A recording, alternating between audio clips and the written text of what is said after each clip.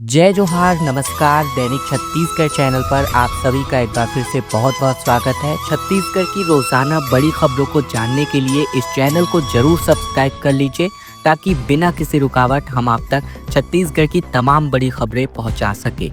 बारिश के बाद सब्जियों के दाम बेकाबू हो चले हैं। गोभी 60 तो वहीं मेथी 200 रुपये प्रति किलो पर पहुंच चुके हैं। बता दें, छत्तीसगढ़ में अक्टूबर माह के अंतिम दिनों हुई बारिश का असर अब जाकर सब्जी बाजार पर सबसे पहले नजर आ रहा है। बारिश के बाद अब सब्जियों की फसल बुरी तरीके से प्रभावित हो चली है, जिसकी वजह से इस समय सब्जियों के दाम 50% से बढ़ चुके हैं।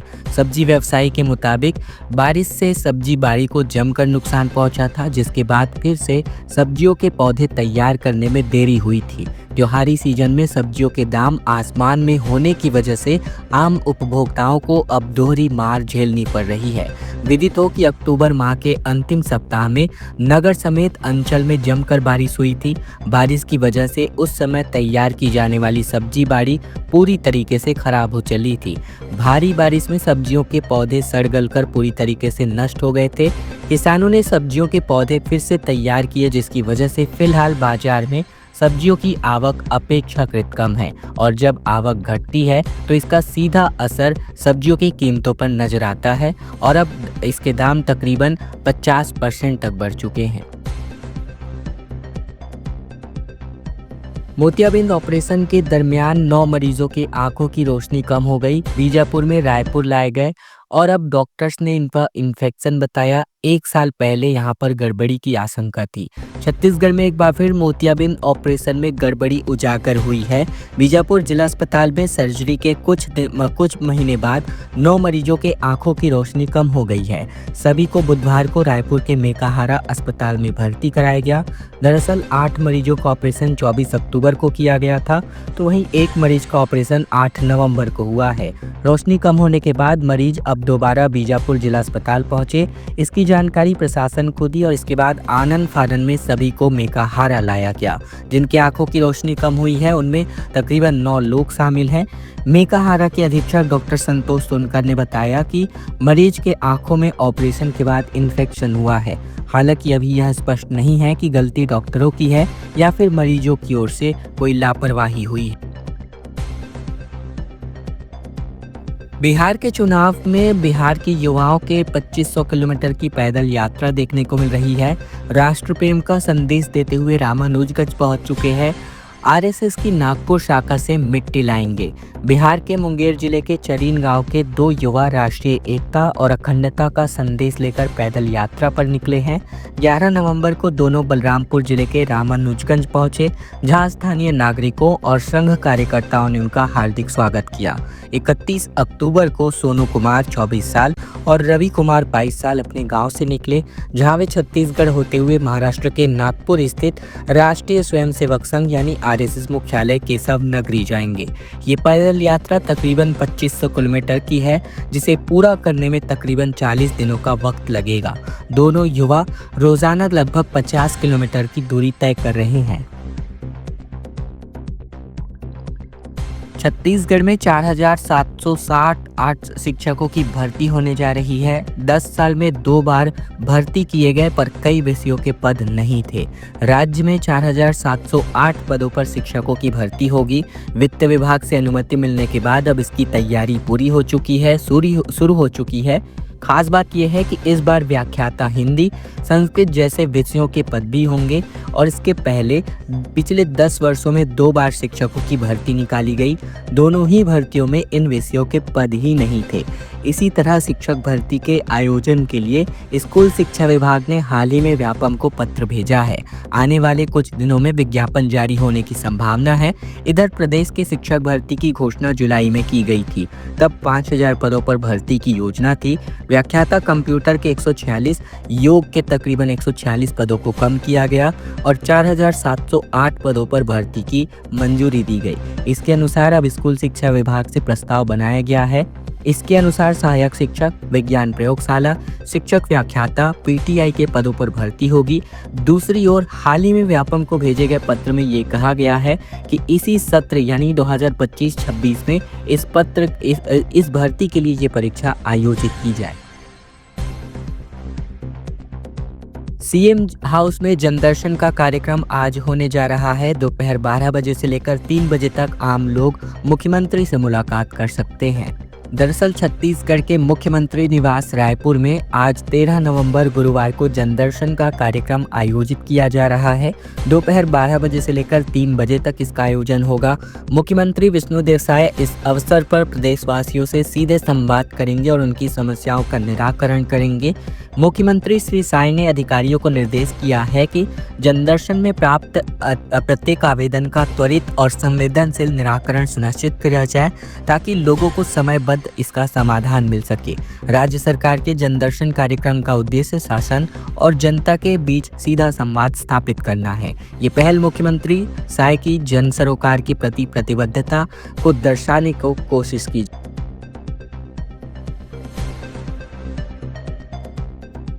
बोर्ड परीक्षाओं की तैयारियां शुरू हो चुकी है। जिन स्कूलों में सीसीटीवी नहीं है वे 10वीं और 12वीं के परीक्षा केंद्रों के लिए अपात्र किए जा रहे हैं।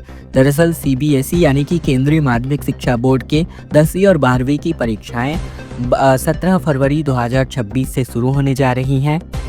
तो वहीं बोर्ड परीक्षाओं को लेकर के अब तैयारियां शुरू हो चुकी है। इस बार देश विदेश के तकरीबन 45 लाख से अधिक छात्र सीबीएसई एग्जाम में सम्मिलित होने जा रहे हैं। वहीं इस बोर्ड एंट्रेंस एग्जाम के लिए बात करें तो लगभग जो है बोर्ड में ट्रांसपेरेंसी और एहतियातन के तौर पर सीसीटीवी कैमरों के जरिए लाइव ऑडियो और वीडियो की रिकॉर्डिंग की जाएगी। केंद्रीय माध्यमिक शिक्षा बोर्ड ने बोर्ड परीक्षा केंद्रों में सीसीटीवी पॉलिसी तैयार की है जो देश के सभी राज्यों के परीक्षा केंद्रों पर लागू होगी। हर एग्जाम सेंटर पर सीसीटीवी लगाना अनिवार्य होगा। सीसीटीवी पॉलिसी में स्पष्ट रूप से कहा गया है कि जिन स्कूलों में सीसीटीवी नहीं लगेंगे उन्हें एग्जाम सेंटर नहीं बनाया जाएगा। सीसीटीवी के लिए स्कूलों की सहमति भी अब जरूरी होने जा रही है।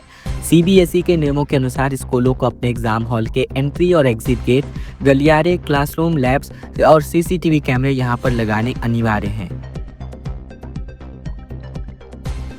धान खरीदी पर सियासत बढ़ती जा रही है। भूपेश बघेल ने कहा कि टोकन अब तक नहीं बटे, सरकार की नीयत धान खरीदने की नहीं।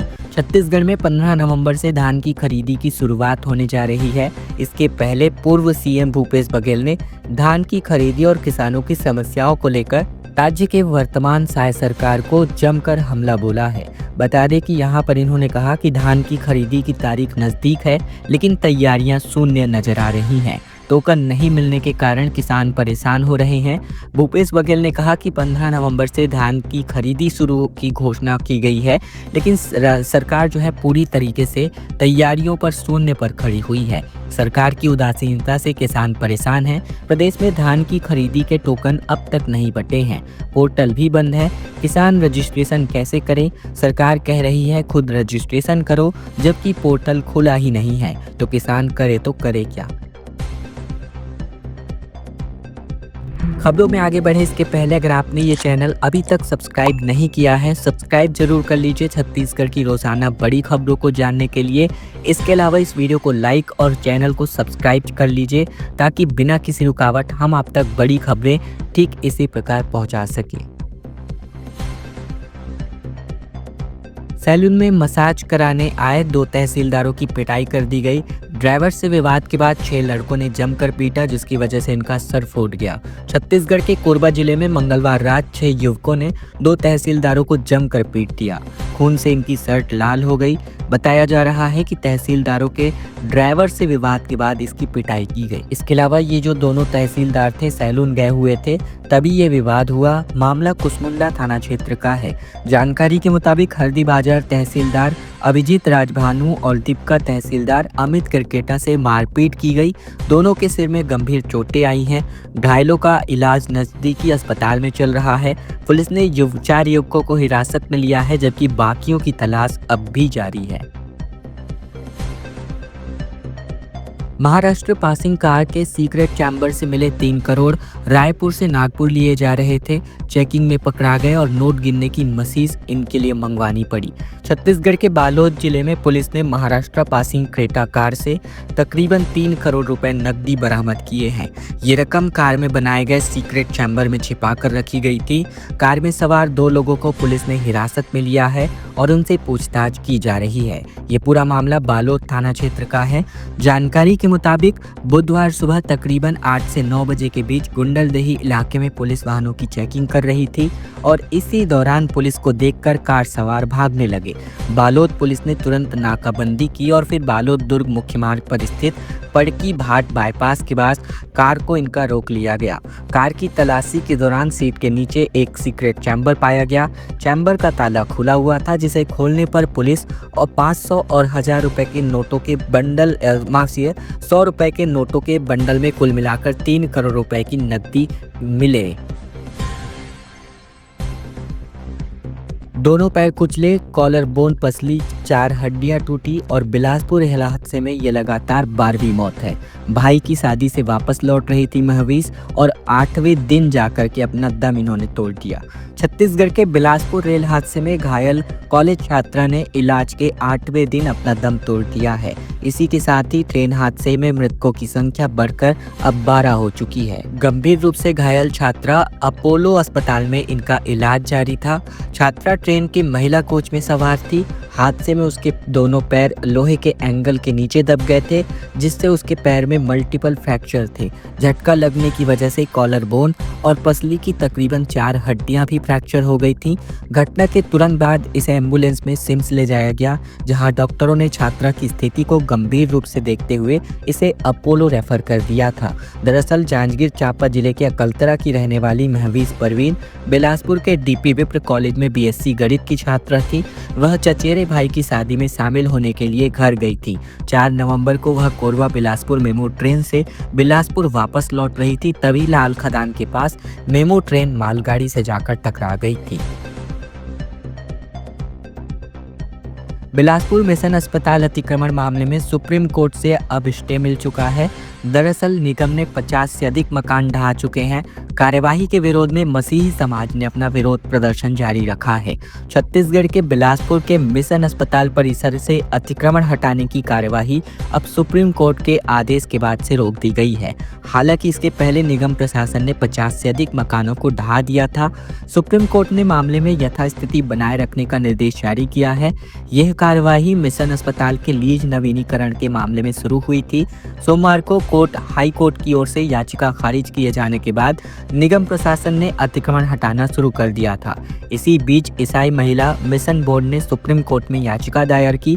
मंगलवार को जस्टिस विक्रम नाथ और जस्टिस संदीप मेहता की बेंच ने मामले की सुनवाई की और मिशन बोर्ड के अंतरिम राहत को प्रदान किया।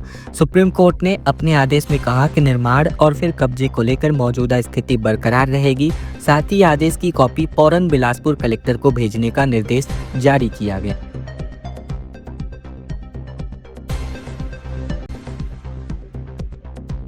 उत्तरी और मध्य छत्तीसगढ़ में 5 दिन शीतलहर चलने वाली है।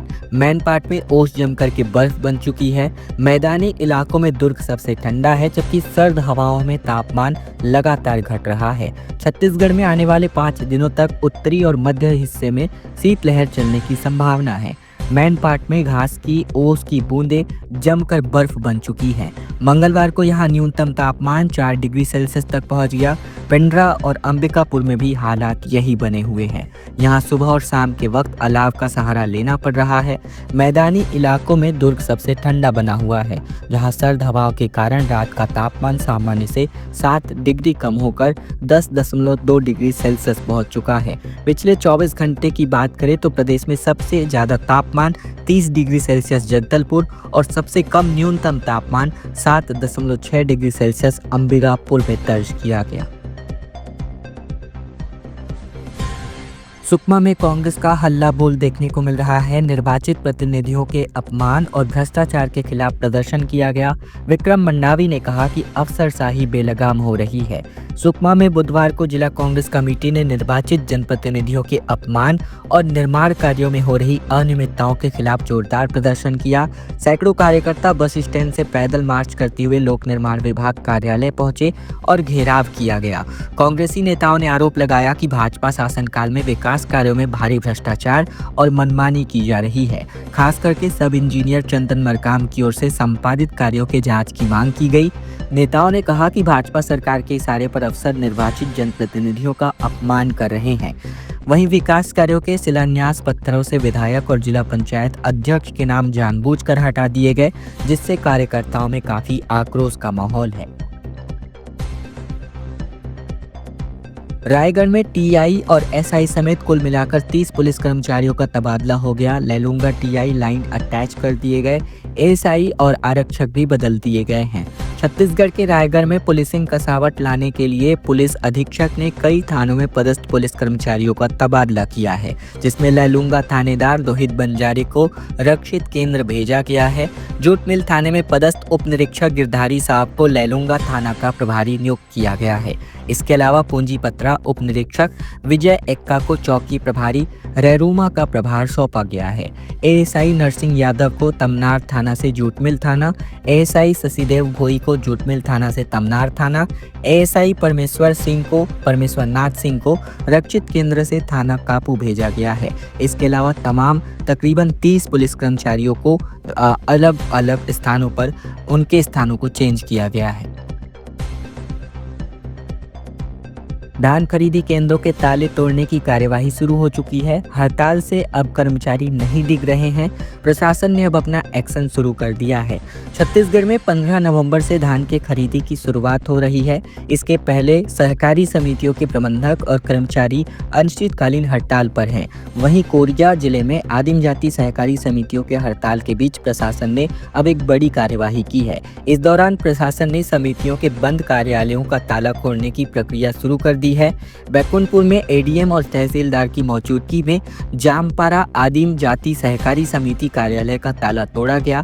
सूत्रों के मुताबिक जिले के तकरीबन 21 धान खरीदी केंद्रों के ताले प्रशासनिक टीम के द्वारा खुलवाने की प्रक्रिया जारी है। बता दें कि 15 नवंबर से पूरे प्रदेश में धान की खरीदी का कार्य शुरू होना है। प्रशासन को जिसकी जिम्मेदारी, यहाँ पर जिसकी तैयारी भी करनी। रायपुर में ब्लिंकिट व्यवस्था पूरी तरीके से ठप पड़ चुकी है। 700 डिलीवरी बॉय अचानक से हड़ताल पर हैं। छत्तीसगढ़ की राजधानी रायपुर में डिलीवरी ऐप ब्लिंकिट के कर्मचारियों की हड़ताल के कारण ऑनलाइन सामान की डिलीवरी पूरी तरीके से ठप हो गई है, क्योंकि लगभग 700 से अधिक डिलीवरी एजेंटों ने कंपनी की नई कार्यनीतियों के विरोध में सामूहिक रूप से काम कर बंद कर दिया है। बता दें कि ये हड़ताल अब शहर के अधिकांश हिस्सों में असर दिखा रही है। बताया जा रहा है कि कंपनी की नई नीतियों से नाराज होकर कर्मचारियों ने यह कदम उठाया है। जानकारी के मुताबिक ब्लिंकिट कंपनी ने हाल ही में डिलीवरी बॉय वेतन में कटौती की है। इसी के साथ ही डिलीवरी समय पूरा न होने पर पेनल्टी लगाने का नया नियम लागू किया गया है। 10 मिनट में डिलीवरी पूरी नहीं करने पर अब इनके वेतन में कटौती की। राष्ट्रपति 20 नवंबर को अंबिकापुर आने जा रही हैं। गांधी स्टेडियम में हेलीपैड बनाया जा रहा है। विशाल डोम का भी निर्माण हो रहा है। 20 नवंबर को जनजाति गौरव दिवस के अवसर पर राष्ट्रपति द्रौपदी मुर्मू अंबिकापुर के 1 दिवसीय दौरे पर रहेंगी। भगवान बिरसा मुंडा की जयंती पर आयोजित इस विशेष कार्यक्रम को लेकर जिला प्रशासन ने अपनी तैयारियां शुरू कर दी हैं। बता दें, राष्ट्रपति के आगमन को देखते हुए पीजी कॉलेज ग्राउंड में भव्य आयोजन की योजना बनाई गई है, जहां हजारों लाखों की संख्या में आदिवासी समाज के लोग जुटेंगे। कार्यक्रम स्थल पर विशाल डोम तैयार किए जा रहे हैं। साथ ही साथ मुख्यमंत्री अकरा विकास योजना का शुभारंभ भी इसी मंच से होने जा रहा है। दिशा दर्शन योजना के अंतर्गत धरसीवा से 50 महिला तीर्थ यात्रियों की बस को विधायक अनुज शर्मा ने हरी झंडी दिखाकर रवाना किया। बता दें, छत्तीसगढ़ में दिशा दर्शन योजना के अंतर्गत सोमवार को धरसीवा से स्व सहायता समूह की महिलाओं को एक टीम जगन्नाथपुरी तीर्थ यात्रा भ्रमण पर रवाना किया गया, जहां इन्हें ले जा रही बस को विधायक अनुज शर्मा ने हरी झंडी दिखाकर रवाना किया। इस योजना की पहली यात्रा क्षेत्र की 50 महिलाएं इससे लाभान्वित हुई हैं।